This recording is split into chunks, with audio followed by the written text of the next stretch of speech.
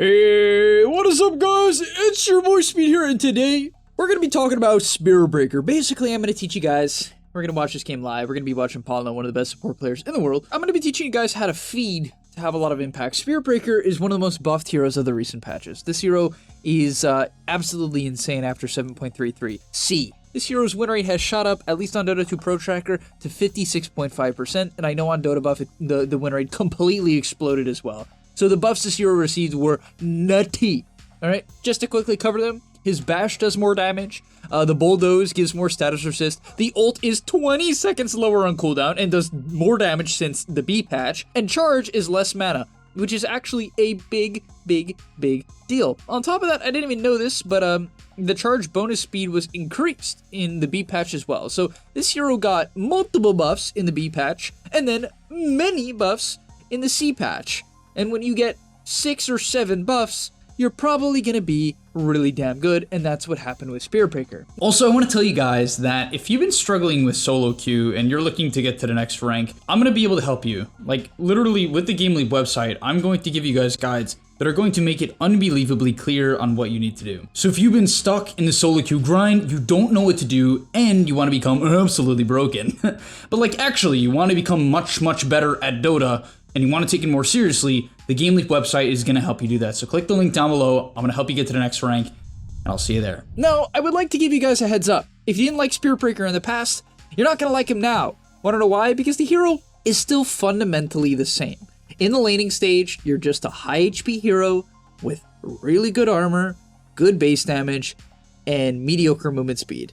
I honestly feel like Spirit Breaker should have 300 base movement speed, in my opinion, but whatever. He buys a Windlace here, he's got 2 branches for a little bit of stats and attack speed, Tango's Windlace for movement speed, which is going to give him some damage, and then a Blood Grenade just to help secure kills, like it does on every support. From there, you're going to basically always just trade the position 5. Like, honestly, this is the main gameplay of almost every game. And the reason why is just because of the fact that you don't really do too much. Your hero's pretty bad, to be honest, and he has a horrible matchup against the Veno. It's extraordinarily easy for Veno to actually kite him here, as he has the TP base. So I will admit, the biggest downside to this Dota 2 hero is he is not a good laner, okay? In the laning stage, if you can draw even, you can just do okay, you can bully out the position 5 and let your offlaner free farm, right? Just give him a 1v1. You want to create 2 1v1s, you're chilling. And then from there, if you ever die or you get low, you can TP back to base and charge back to lane. And that's going to be the main way you win the lane. On top of that, at level 2, you're better than you ever have been because charge costs less mana, so you can spam it way more, and your bash does more damage. So your level 2 spike is actually very significant and an important timing to basically wait for, because until you hit it, you're really bad. Like, bash at level 1 is pretty useless.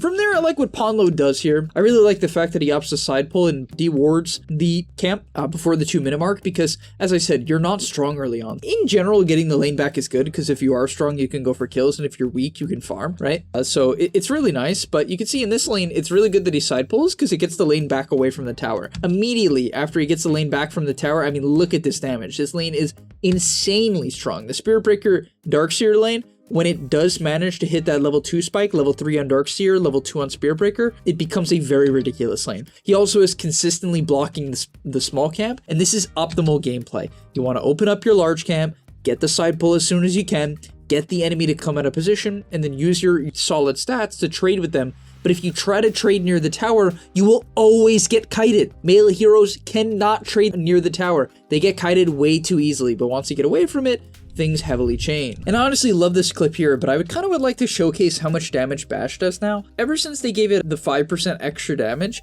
it's just very noticeable how much more it does. Like, see, he hits, bumps him for 92 damage, which is super solid. It's a pretty long duration stun at level 1 as well. And from there, I like the play that he makes here. He understands that with level 2 Ion Shell, he's just stupid strong with how much HP he has, and he trades out. He's gonna end up dying here, but with the Blood Grenade, he somehow kills Veno, and then does most of the Magnus's help, nearly killing the Mag as well. But that's such a positive trade. Like, that was incredibly good for the lane as long as Darkseer can get the CS, which it looks like he will. The Magnus really should have denied those creeps. That was so low skill on Magnus. But now, what's great about trading out like that and all-inning for your life, you're the best hero in the game, easily. You are the best hero in the game at dying and then having impact after dying. Because look, he can TP mid, refill the bottle, which is such a great play. He can contest the 4-minute water rune if he would like to.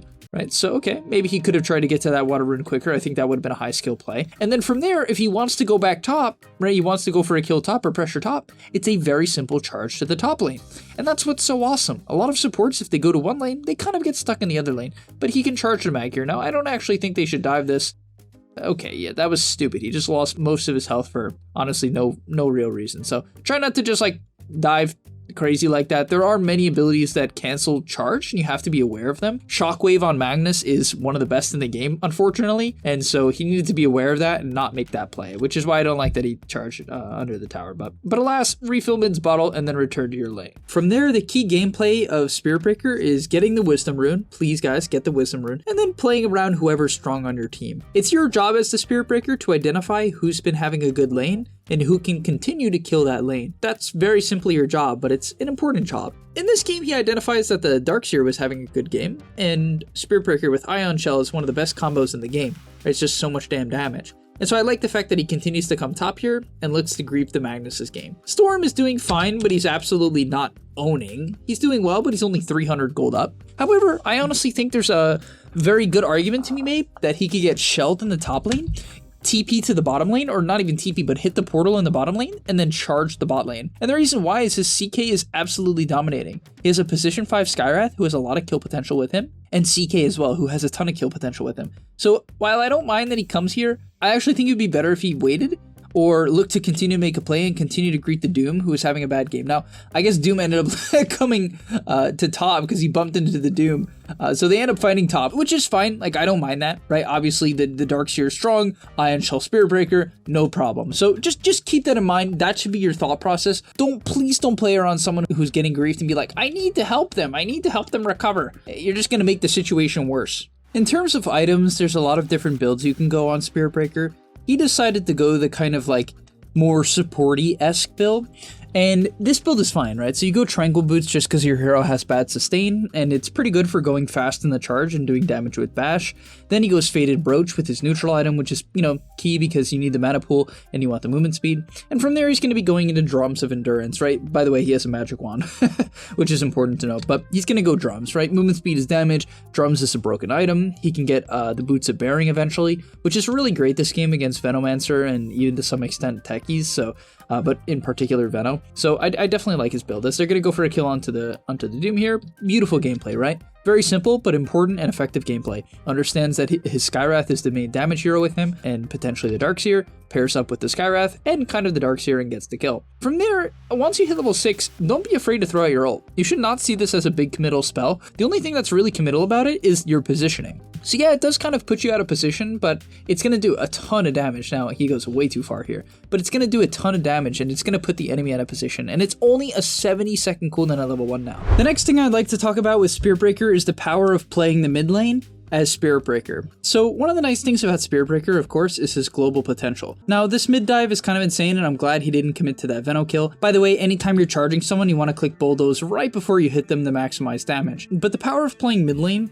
is that anytime someone shows in the side lane, you can get to them quickly, right? However, if you're top and someone shows bottom, I guess you could hit the portal and charge them. Like, that's definitely an option. But let's assume you're top and not near the portal. You're never going to kill anyone bottom. It's going to be way too slow. But if you're mid, you're always kind of a threat, right? It's very hard for the enemy to feel comfortable if the Spirit Breaker is, even if he's showing mid, it's very hard for them to feel comfortable, right? And that's how I see it. Now, he ends up getting this kill top and instantly TPing bottom, which is a really, really high tempo play. I love that here. I wish someone would have helped him. That's very, I guess Storm's TP got canceled or something? That's very unfortunate, because this certainly was a kill opportunity. I don't know, I was just bullying the guy. So the next thing that's cool about Spirit Breaker as a hero as well is the fact that you can just like farm a lot. So Ponlo, I think as a player, is not a greedy guy. Like, I really think that this is probably one of the most sacrificial players that I watch. I mean, I haven't watched like a ton of his games. I've probably watched 3 or 4, and he's just very, very sacrificial. Like, he doesn't hit a ton of creeps. And so, as I said, there's multiple ways to play Dota. I think he's more of like a 5 player on average. And so he really looks for opportunities to like get down deep wards and looks for a lot of charge. Like, for instance, here he charges mid. The reason why I don't really love this charge is because of the fact that it's like near a tier 2, right? You're going under a tier 2, you're probably not completing this. So unless the enemy sucks, which maybe they do in your bracket, you're not going to get a kill. While on the other hand, he could have cleared the bot wave, finished up his Boots of Bearing, if he did this a couple times in this game, right? I mean, kills are always going to be worth more than farming, so keep that in mind. Like, I want you guys to prioritize kills.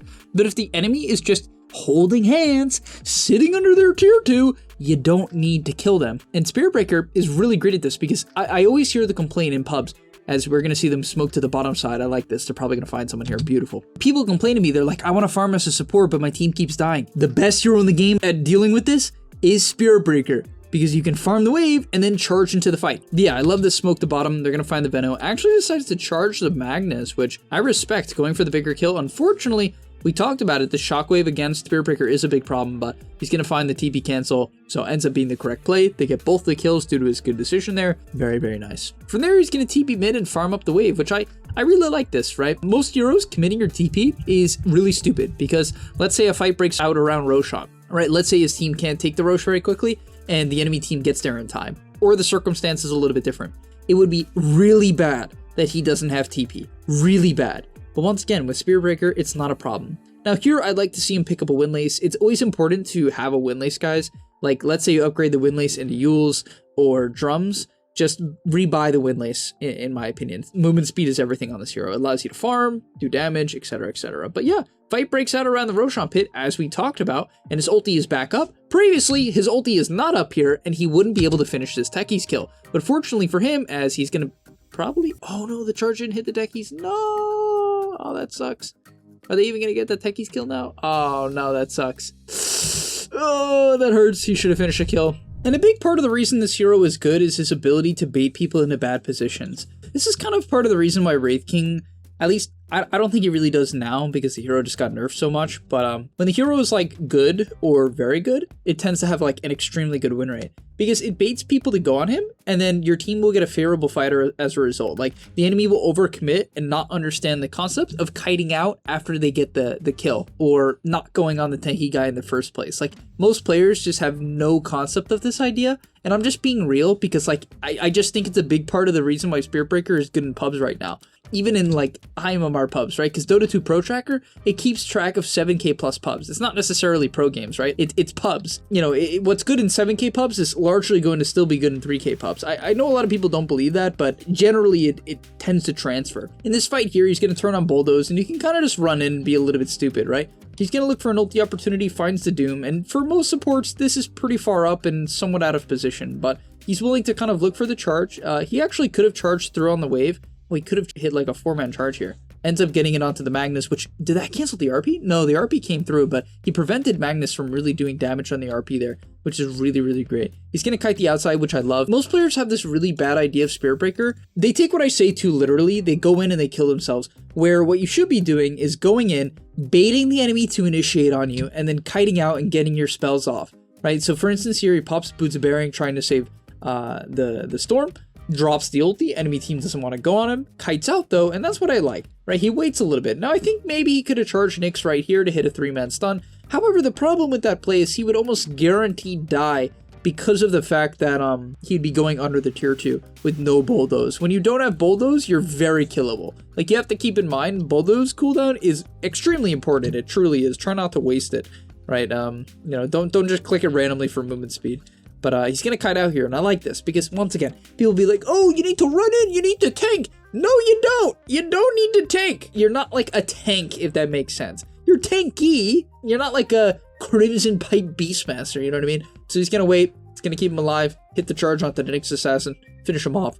Beautifully done. From there, he queues up and farms up a Shadow Blade as he goes to the bot side. Unfortunately, his team takes a fight without him, but he's able to connect to that fight and help the CK sort of clean up. And once again, that's what I love about this hero. You can take farm around the map and still connect to the fight. As we see there, he was farming bottom, connects to the mid fight, gets the kills. And now he's going to queue up a Shadow Blade, which I really like because this item allows you to be a menace around the map.